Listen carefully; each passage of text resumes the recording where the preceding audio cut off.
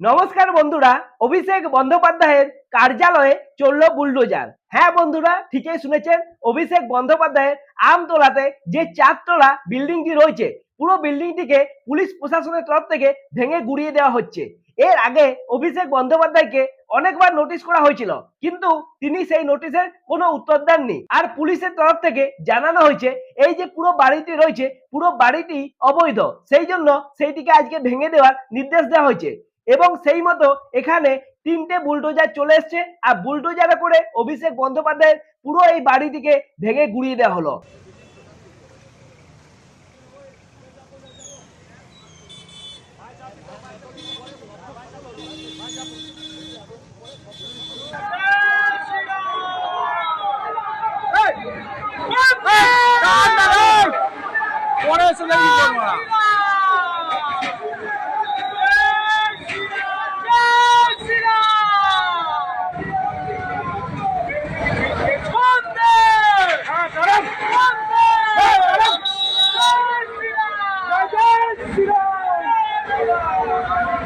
শুধু তাই নয়, বিজেপি কর্মীরা এবং সাধারণ মানুষেরা পর্যন্ত এই বাড়িটিকে ভাঙার কাজে হাত লাগিয়েছে। একদিকে প্রশাসন ভাঙছে যেমন তেমন, কিন্তু স্থানীয়রা তারা হচ্ছেন একবার হাতুড়ি নিয়েছে, তারা ভেঙে বিক্ষুব্ধ হয়ে তারা হচ্ছে ভেতরে প্রবেশ করে যাচ্ছে।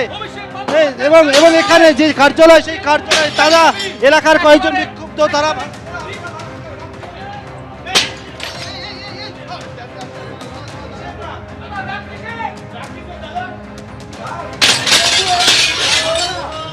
দেখুন, আমি তো এটা ভাবছি অভিষেক বন্দ্যোপাধ্যায়ের অফিসটাকে তো ভেঙে ফেলা হলো, কিন্তু ওনার যে বাড়িটা রয়েছে সেটাও কি বৈধ?